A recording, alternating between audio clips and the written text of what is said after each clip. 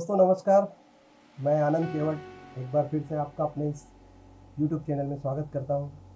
तो आज का इस वीडियो बहुत ही इम्पोर्टेंट होने वाला है दोस्तों। आज के इस वीडियो में हम लोग बात करेंगे आचरण नियम कंडक्ट रूल्स। कंडक्ट रूल्स 1966 बहुत ही इम्पोर्टेंट है एक रेलवे एम्प्लॉय के लिए। तो आज के इस वीडियो में इन्हीं पर चर्चा होगी। चलिए स्टार्ट करते हैं।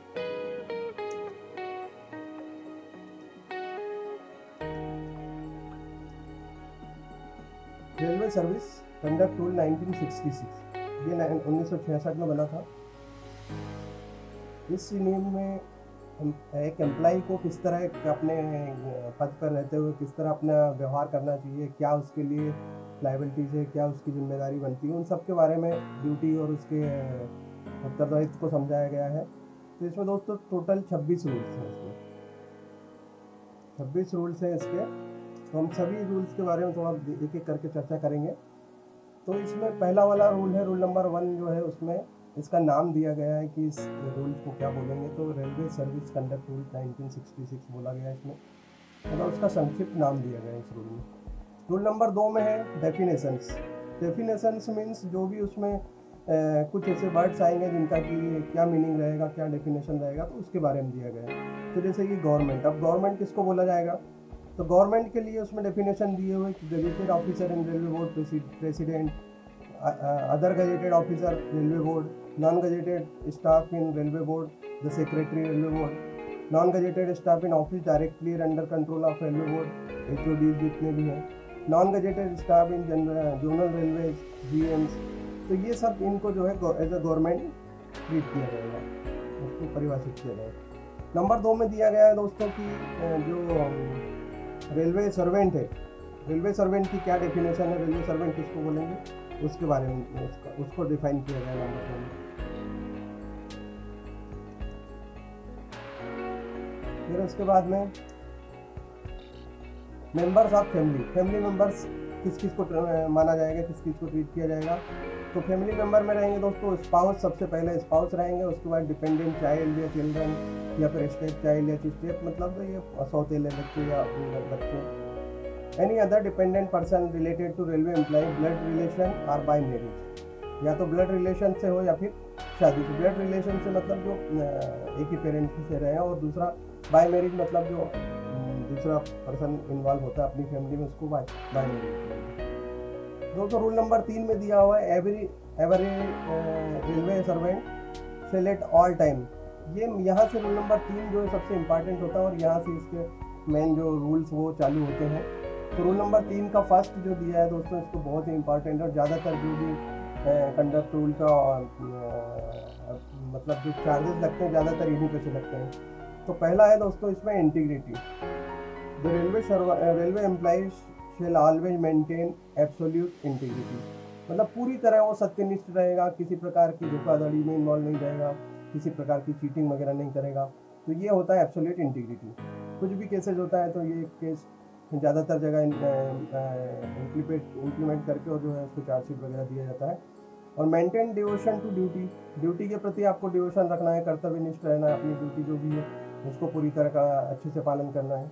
और do nothing which is incoming of a railway servant, मतलब ऐसा कोई काम नहीं करना है कि जो रेलवे सर्वेंट की छवि को खराब करे, रेलवे सर्वेंट के लिए अशोभनीय हो, उसके लिए जो कि उसकी इमेज को खराब करे।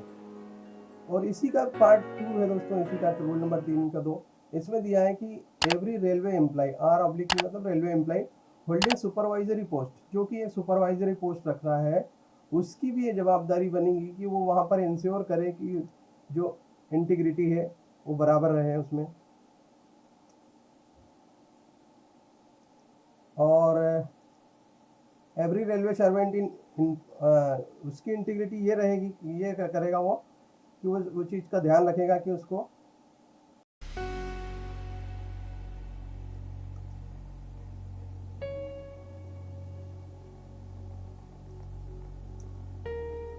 तो दोस्तों हम दूसरी वाली स्लाइड पे थे, थोड़ा डिस्टर्बेंस हो गया था, इसके लिए माफ़ी चाहूँगा।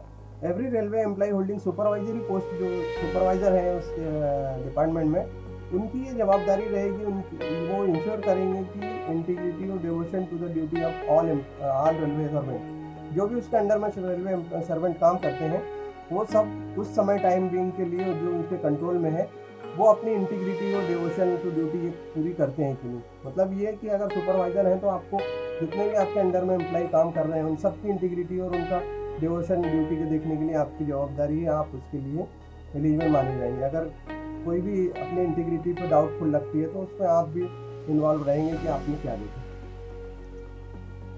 ये भी एक इम्पॉर्टेंट रूल है दोस्तों। दूसरा है इसमें कि every railway employ shall in the inform, मतलब उसको ऐसा एक्ट करना है जो अपने ऑफिशियल ड्यूटी के दौरान, कि अगर उसको मान लो कोई पावर किसी ने टाइम बिंग कोई पावर कन्फेयर की गई है तो उस एक्ट में उस जजमेंट में आपको डिसीजन लेना है कि जो पावर आपको मिली गई है उसका आप सही उपयोग कर रहे हो कि नहीं। और डायरेक्ट अगर सुपरविजन में हो किसी के सुपीरियर अथॉरिटी के तो उसके अकॉर्डिंग आपको अपना बेस्ट जजमेंट लेके काम करना है। The direction of the official supervisor shall ordinarily be in writing, अगर मान लो कोई आपको ऑर्डर दिया गया, कोई काम दिया गया है और वो अगर राइटिंग में नहीं है उस समय के लिए राइटिंग में देना जरूर, अगर मान लो पॉसिबल नहीं है तो वो ओरल ऑर्डर भी दे सकता है। और जब ओरल ऑर्डर देगा तो आपको ऑर्डर तो फॉलो करना ही है, लेकिन कोशिश ये करनी चाहिए कि ऑफिशियल जो सुपरवाइजर है उसको मतलब जितना पॉसिबल हो सके उतना जल्दी राइटिंग में उनसे ले लेना चाहिए या उनको बता देना चाहिए राइटिंग में कि मैं ये इस ड्यूटी के लिए अभी प्रेजेंट हूँ। मतलब आपको वर्बली या ओरल डायरेक्शन पे काम करने का अवॉइड करना चाहिए, लेकिन अगर ज़रूरी है तो किया जा सकता है, लेकिन जैसे ही जितना जल्दी हो सके उसको राइटिंग में इमीडिएटली उसको ले लेना चाहिए। उसके बाद चौथा नंबर है दोस्तों कि railway employee who is received oral direction, जिसने ओरल डायरेक्शन लिया है कि नहीं जाके आप ये काम कर लो या वो काम कर लो, तो इस चीज़ की कंफर्मेशन राइटिंग में जितना जल्दी हो सके वो ले ले और उसके बाद में जो है अपना डायरेक्शन जिसको ओरल डायरेक्शन दिए हैं उसको करेगा। उसके बाद में दोस्तों है 3 नंबर जो रूल था, 2 नंबर का रूल का ए आ जाएगा, प्रॉम्प्टनेस एंड कर्टिसी। तो no railway employ in the performance of official duty act as a discourteous manner. Discourteous manner मतलब एक उदासीन व्यवहार, मतलब इसका क्या निर्दयी व्यवहार ऐसा नहीं करेगा। No railway employ in official dealing with public और अदरवाइज, चाहे वो पब्लिक डीलिंग करता हो या अदरवाइज किसी और से डीलिंग करता हो, तो वो एडॉप्ट डिलेटरी टैक्टिक्स मतलब हो गया कि ऐसी कोई टैक्टिक प्ले नहीं करेगा कि जिससे आपका काम जो है या पब्लिक डीलिंग जो है किसी कारण से अदरवाइज डिले हो, मतलब बिना अननेसेसरी डिले होने के लिए कोई भी टेक्निक का उपयोग नहीं करेगा। Observation of the government policies, ये रूल नंबर, इसका 3 नंबर रूल है, बी में आ जाएगा। ऑब्जर्वेंस ऑफ गवर्नमेंट पॉलिसीज, जो भी गवर्नमेंट की पॉलिसी रहेगी आपको उसको फॉलो करना है, उसका अनुपालन करना है। और every railway employee at all time act in according with the government policies को मानना है रिगार्डिंग, जैसे कि मैरिज की जो एज होती है, डिफाइन एज की गई है 18 और 21 साल, उसको फॉलो करना है। प्रिजर्वेशन ऑफ इन्वायरमेंटल जो फैक्टर्स दिए गए हैं, पैरामीटर्स, उनके अनुसार काम करना है। Protection of wild life and cultural heritage, इस चीज़ को भी आपको मेंटेन करके रखना है। और observe the government policy regarding crime against women, अगर मान लो किसी वुमेन के अगेंस्ट क्राइम होता है तो आपको उसके अगेंस्ट में अपने आपको जो है मतलब उसके अगेंस्ट में आपको आवाज़ उठानी है। तो उसकी जो पॉलिसी आती है, जो भी रिगार्डिंग अगेंस्ट वुमेन आती जो भी पॉलिसी आती है, उसमें उसका भी आपको अनुपालन करना है। और प्रोहिबिशन ऑफ सेक्सुअल हैरेसमेंट, अगर कहीं किसी वर्क प्लेस पे अगर लेडीज़ के साथ कोई सेक्सुअल हैरेसमेंट होता है तो उस पर आपको एक्शन लेना है या उसको नहीं करना है, मतलब किसी प्रकार के सेक्सुअल हैरेसमेंट में आपको इन्वॉल्व नहीं होना है। No railway employ shall indulge in any act of sexual harassment of any women at her work place, किसी भी वुमेन एम्प्लॉय के साथ सेक्सुअल हैरेसमेंट में वो इंडल्ज नहीं रहेगा। Every railway employee who is in charge of the work place, अगर जो भी एम्प्लॉय वर्क प्लेस का इंचार्ज है वो उसकी जवाबदारी रहेगी, वो अप्रोप्रिएट स्टेप लेगा टू प्रिवेंट, बचाने के लिए sexual harassment of any women at work place. तो ये है दोस्तों सेक्सुअल हरासमेंट से लेके। अब आते हैं रूल नंबर 4। रूल नंबर 4 में जो है, no railway employ shall use official position. अपनी ऑफिशियल पोजीशन को, मान लो कोई आप किसी डिपार्टमेंट में या किसी वर्कशॉप में कोई सुपरवाइजर है या ऑफिसर है, तो वो अपनी पोजीशन का और अपने इन्फ्लुएंस का उपयोग ऐसा नहीं करेगा कि अपने फैमिली मेम्बर्स को या अपने रिलेटिव को किसी कंपनी में ऑफिशियल डीलिंग के बदले में जो उसको एम्प्लॉयमेंट, रोजगार या कॉन्ट्रैक्ट इस प्रकार से कोई किसी प्रकार का बेनिफिट ले सके, मतलब उसका मिसयूज करे अपनी पोस्ट का, तो वो ऐसा काम नहीं करेगा। और group A officer to take advance permission. Group A officer के लिए दोस्तों एक अलग से एक एडवांस परमिशन के लिए बोला गया है कि when can not wait for ward relation take job work immediately to पे।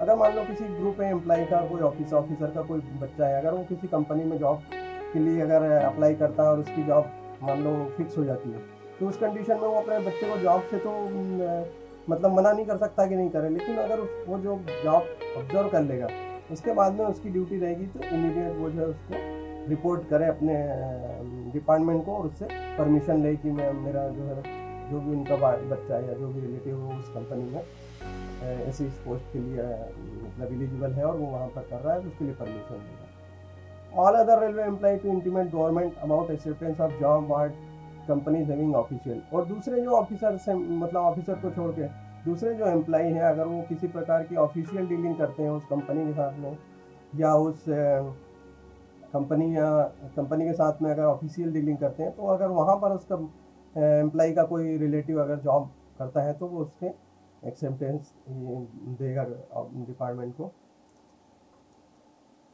रूल नंबर 4 में ही है दोस्तों, no dealing contact with any company any family member relation in the interest being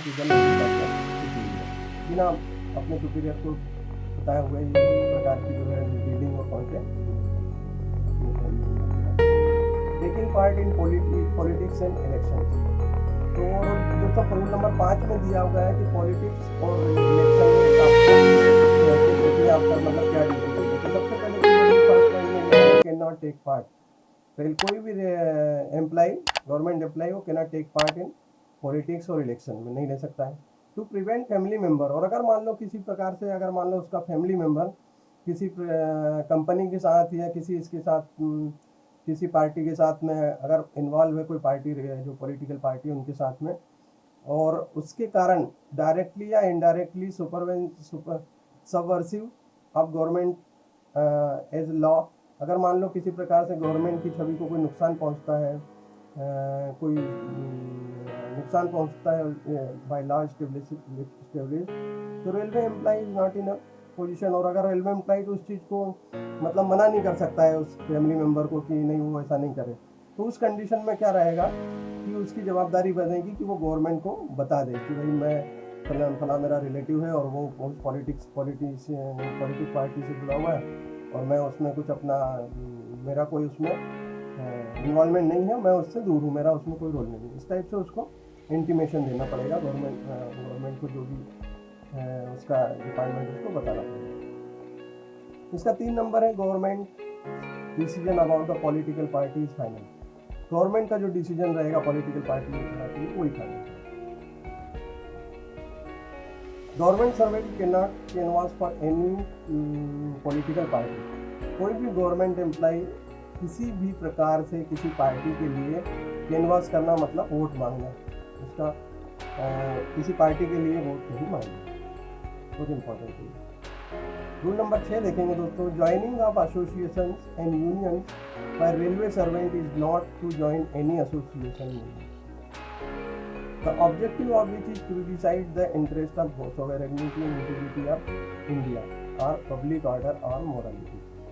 मतलब कोई भी रेलवे एम्प्लॉय, रेलवे सर्वेंट किसी प्रकार की ऐसी एसोसिएशन या ऐसी यूनियन को ज्वाइन नहीं करेगा जिसका कि संबंध या जिसका कि ऑब्जेक्टिव हो कि वो किसी प्रकार से हानि पहुंचाना चाहता हो या नुकसान पहुंचाना चाहता हो या उसको तोड़ना चाहता हो इंडिया की इंटीग्रिटी और सोवेरेनिटी, संप्रभुता और अखंडता को अगर कोई तोड़ना चाहता हो इंडिया की या पब्लिक ऑर्डर या मोरालिटी को, तो उस एसोसिएशन या यूनियन का एक रेलवे एम्प्लॉय पार्ट नहीं बनेगा।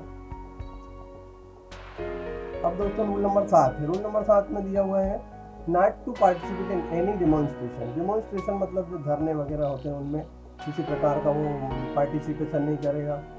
विच are prejudicially to the interest of sovereignty and integrity of government, जिसका कि मकसद किसी प्रकार से नुकसान पहुंचाना हो, हानि पहुंचाना हो, इंडिया की सॉवरेनिटी और इंटीग्रिटी को नुकसान पहुंचाने का, वैसे किसी डेमोन्स्ट्रेशन में भाग नहीं लेगा। और the security of the state, नहीं किसी प्रकार से इस टाइप का बिहेव करेगा कि किसी मतलब फॉरेन कंट्री से, पब्लिक ऑर्डर से या डिफेंसिव मॉरलिटी से इन्वॉल्व अटेम्प्ट टू कोर्ट और defamation incitement of an offence, की किसी प्रकार को कोई इंसाइटमेंट कर सकते हैं किसी ऑफेंस करने के लिए, तो ऐसी किसी भी एक्टिविटी में वो इन्वॉल्व नहीं होगा। रूल नंबर 8 है दोस्तों कनेक्शन विद प्रेस और अदर मीडिया। जो प्रेस और मीडिया उनसे कनेक्शन के संबंध में रूल नंबर 8 है। तो इसमें दिया हुआ है टू ओन होल और पार्ट और conduct a participant in editing, किसी प्रकार की जो प्रेस उसको एडिटिंग करना, मैनेज करना, किसी अन्य प्रकार से कोई न्यूज़पेपर में पीरियडिकली पब्लिशन जो साप्ताहिक पत्रिका वगैरह होती है, कोई इलेक्ट्रॉनिक मीडिया है, उनमें जो है टेक पार्ट नहीं करेगा। पब्लिकेशंस ऑफिशियल सब रूल 1 डज नॉट अप्लाई। जो ये रूल नंबर 1 जो है ये पब्लिकेशन ऑफिशियल्स, कुछ लोग रेलवे में कुछ ऑफिसर्स ऐसे होते हैं जिनका काम होता है पब्लिकेशन ऑफिशियल, मतलब पब्लिक के साथ में, प्रेस के साथ में, तो उन लोगों को इससे छूट दी गई है। वो लोग कर सकते हैं, बाकायदा उनको ऑथोराइज रहते हैं किस प्रकार से कौन सी जानकारी देना है पब्लिक को, पब्लिक रिलेशन रखने के लिए जो PR होते हैं उनको कर सकते हैं। To make clear that the ideas are his are own not of the government, और उनको ये क्लियर कर देना होता है कि जो आइडिया है वो उनके खुद के हैं और not that of government, government की नहीं है।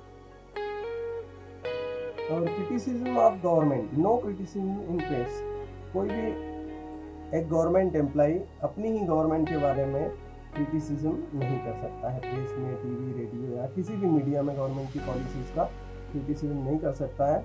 विच N cause of embarrassment the government including relation with state, ऐसा कोई भी एक्ट नहीं करेगा कि गवर्नमेंट का और राज्य सरकार के आपस में या स्टेट के साथ में जो है उनके जो एक व्यवहार है उसको किसी प्रकार का नुकसान हो या उसको आघात पहुँचे। इसमें है दोस्तों रूल नंबर 10 में आ जाता है एविडेंस बिफोर कमेटी और any of the authority. Committee या कोई भी अथॉरिटी जब बनती है उसके सामने क्या एविडेंस देना है उसके बारे में है। तो विदाउट प्रियर परमिशन, बिना किसी पूर्व सूचना के, परमिशन के, not to evidence before any committee और पर्सन, कोई भी एम्प्लॉय किसी के सामने एक एज ए एविडेंस किसी कमेटी या किसी पर्सन को वो अपना स्टेटमेंट नहीं देगा। No criticism in the government politics, governmental politics में कोई अपना क्रिटिसिज्म नहीं करेगा, अपना वक्तव्य नहीं देगा, evidence given of the permission. और रूल नंबर 11 है दोस्तों unauthorised communication of information to the directly और indirectly communicate any official document in part of unauthorised manner. और आप किसी भी पोस्ट पे काम कर रहे हो और अगर आप किसी प्रकार से अनऑथराइज्ड मैनर में कोई डॉक्यूमेंट पब्लिक में या किसी प्रकार से दूसरे व्यक्ति को उसकी इंफॉर्मेशन, अनऑथराइज कम्युनिकेशन नहीं करेंगे। Not to accept contribution raising funds, तो ये इसका मतलब ये है दोस्तों कि अगर मान लो आप किसी ऑफिस में हेड ऑफ द इंचार्ज हैं उस समय, और अगर आप वहाँ पर किसी प्रकार का कोई फंड रेज करना चाहें और उस पैसे को कहीं यूटिलाइज करना चाहें तो आप ऐसा नहीं कर सकते। अगर आप कुछ करते भी हैं तो उसके लिए भी और उसको परमिशन आपको लेना पड़ेगी, ऑब्जेक्टिव बताना पड़ेगा कि किस लिए आप ये फंड कलेक्ट कर रहे हैं। एक ये रूल नंबर 13 है दोस्तों, इसमें क्या है गिफ्ट के बारे में दिया हुआ है। जनरली ये रूल्स एग्जाम वगैरह में पूछे जाते हैं, कितना गिफ्ट ले सकते हैं, कितना नहीं ले सकते हैं, तो उसके बारे में, ये गिफ्ट्स के बारे में आप दिया हुआ है रूल नंबर 13, इंपॉर्टेंट रूल है ये। तो same as the otherwise provided, मतलब अन्यथा अगर मान लो कहीं और प्रोविज़न नहीं है तो उस कंडीशन में gift not be accepted, gift तो आपको एक्सेप्ट करना ही नहीं और by family member on behalf of railway employee के तौर पे अगर आप फैमिली मेम्बर और आप गिफ्ट मतलब एक्सेप्ट नहीं कर सकते। और गिफ्ट के साथ साथ अगर मान लो आपको कोई गिफ्ट के बदले आपको फ्री ट्रांसपोर्टेशन दे, बोर्डिंग की फैसिलिटी दे दे, लॉजिंग दे दे या अन्य कोई सर्विस दे, तो वो भी आपको एक्सेप्ट नहीं करेंगे। साथ ही लेकिन गिफ्ट तो जनरली लेना देना होता ही है जब आप सोशल लाइफ जीते हैं तो उसमें। तो can accept gift from relative, friends and, आप रिलेटिव और फ्रेंड उन लोगों से गिफ्ट ले सकते हो विथ नो ऑफिशियल डीलिंग, जिसके साथ में कि आपका कोई ऑफिशियल डीलिंग नहीं होती है। आप किसी प्रकार का कोई ऑफिस का काम एक दूसरे से ऐसा अपने डील नहीं करते हैं जिसमें कि कोई प्रकार का फाइनेंशियल लेन देन या कुछ अपने अदरवाइज बेनिफिट लिया जाता है। उसके बजाय शादी में, मैरिज में, एनिवर्सरी में, फ्यूनरल में, रिलीजियस फंक्शन में, in case of speed in the following limits of the implement, अगर इस लिमिट से आप ज़्यादा अगर गिफ्ट लेते हैं तो उस कंडीशन में आपको जो है इंटीमेट करना पड़ेगा। तो ये जो एक लिमिट दी है दोस्तों, अगर 7,000 रुपये ज़्यादा कोई ग्रुप ए ऑफिसर अगर लेते हैं एज ए गिफ्ट तो उनको इंटीमेट करना है। 4,000 से ज़्यादा लेते हैं तो बी के लिए, ग्रुप बी के लिए 4,000, ग्रुप सी के लिए 2,000 और ग्रुप डी के लिए 1,000 के अलावा देना पड़ेगा। In any other case no gift be to be accepted if the value exceed the following limit. तो अगर मान लो वो 1,500 है ग्रुप ए के लिए और ग्रुप बी के लिए 1,000 रुपये, और सी और डी के लिए 1,000 रुपये, ग्रुप ए और बी के लिए 1,500 रुपये। तो इसका मतलब ये है दोस्तों कि शादी वगैरह, शादी फंक्शन में तो आप ये लिमिट कर ले सकते हैं, लेकिन अगर शादी और अनओकेशनली अगर आप लेते हो बिना शादी के या कुछ ऐसे फंक्शन के बिना, तो आप 1,500 या 1,000 रुपये, सी और डी के लिए 1,000 रुपये, उससे ज़्यादा अगर आप लेते हो तो आपको इंटीमेट करना होगा।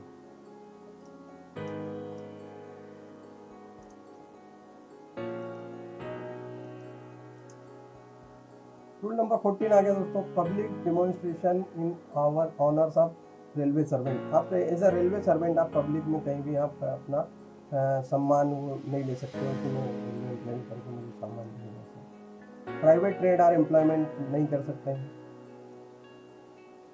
Subletting and vacation of government accommodation का मिसयूज नहीं कर सकते हैं, उसको जब समय पर खाली करना है लेना है। इन्वेस्टमेंट, लेंडिंग एंड बोरोइंग, जो भी आप इन्वेस्ट करते हैं, उधार लेते हैं या किसी को उधार देते हैं, तो उसके बारे में दिया हुआ है कि no servant should speculate in any stock, कोई भी व्यक्ति कोई स्टॉक नहीं खरीदेगा, share, other investment, occasional investment through stock broker और other personal advice. No servant shall make, permit any member of the family, any person acting behalf of to make an investment which is likely to embarrass or influence him in the discharge of official duty। Official duty discharge करते समय आपका जो एक post है, उसका जो गरिमा है, उसकी जो डिग्निटी है, उसका ध्यान में रखते हुए आपको जो है किसी प्रकार की मतलब ऐसा कोई इन्फ्लुएंस और ऐसा शर्मनाक काम नहीं करना है जो आपकी ऑफिशियल ड्यूटी के कारण जो एक इमेज बनी है वो खराब हो। ऐसा कहीं पर भी अपनी फैमिली मेम्बर को या किसी भी पर्सन को से आपकी जगह तो उनका इन्वेस्टमेंट नहीं कराया जा सकता। If any question with transaction is the nature referred in the decision of government shall be apply. No railway servant shall lend और बोरो, कोई भी ऐसी जमीन मतलब मनी न उधार लेगा न देगा एज प्रिंसिपल और ग्रांट फ्रॉम एनी पर्सन, किसी प्रकार से whom is likely to have official or otherwise place himself under the pecuniary obligation in such person। किसी प्रकार से आर्थिक मदद, आर्थिक ऑब्लिगेशन जो है अगर होता है किसी व्यक्ति के साथ, तो ऑफिशियली अदरवाइज तो उससे प्रिंसिपल या ग्रांट नहीं देना है।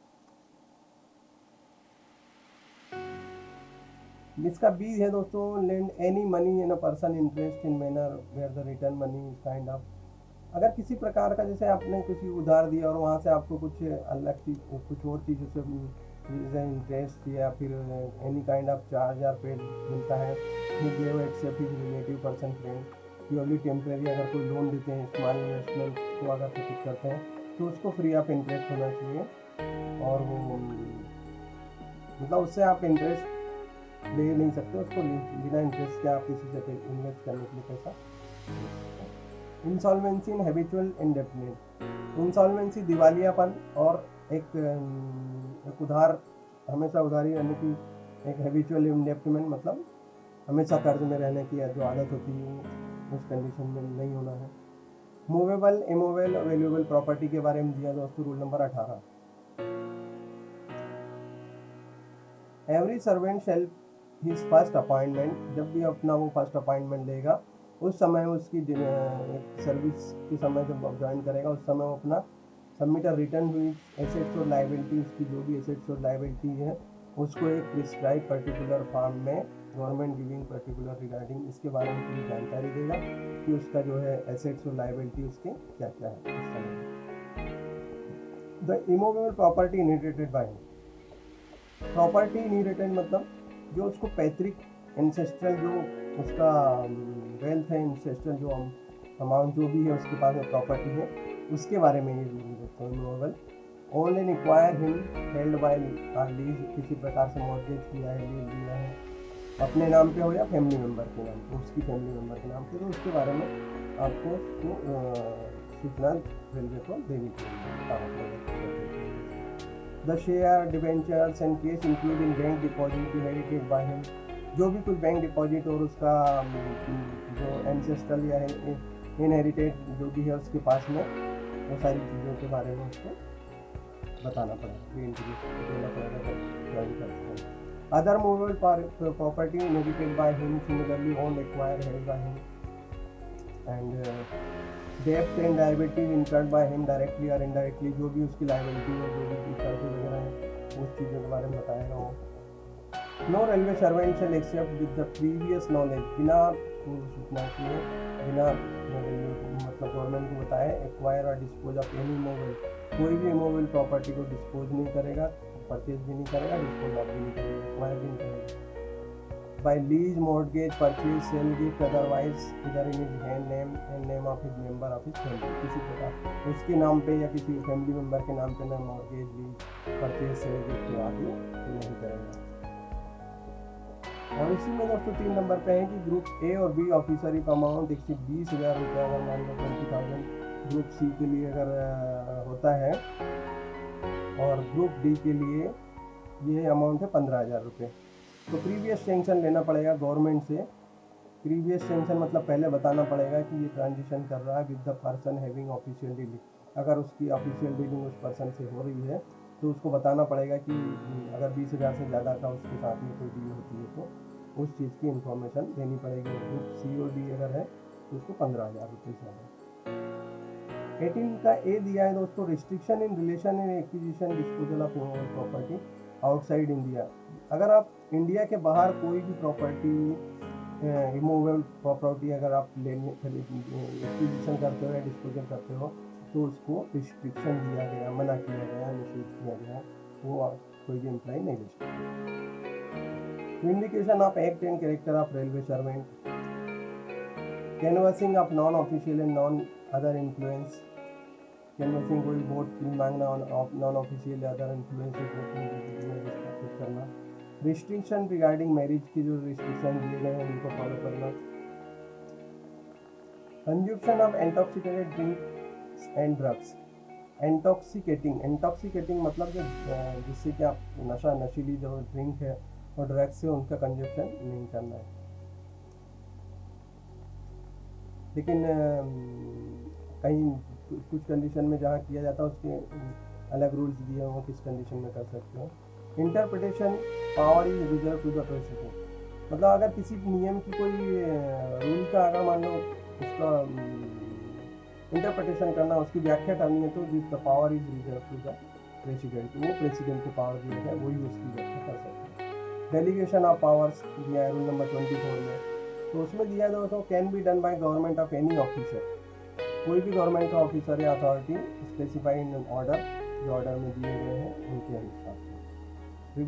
रिपील एंड सेविंग 25 और रूल नंबर 26 में दिया गया जो obligation to avoid by all administrative instruction, मतलब जो भी आपको एडमिनिस्ट्रेटिव इंस्ट्रक्शन दिए गए हैं उनको पालन करना आपकी बाध्यता है, आपको उसको पालन करना ही है। तो ये रूल नंबर 26 में दिया गया है। तो दोस्तों ये था आज की मेरी इस वीडियो में। अगर मेरे वीडियो अगर आपको अच्छी लगती हो और आपको कुछ हेल्पफुल होती है तो प्लीज़ वीडियो को शेयर करें, लाइक करें और जो भी कुछ क्यूरी लगती हो कमेंट करके ज़रूर बताएं। और दोस्तों इसी तरह मैं ये वीडियो यहीं पर समाप्त करता हूँ। अगर मिलते हैं फिर नेक्स्ट वीडियो में कुछ और टॉपिक के साथ में। तब तक के लिए goodbye, goodbye, goodbye and good night, and thanks for watching this video.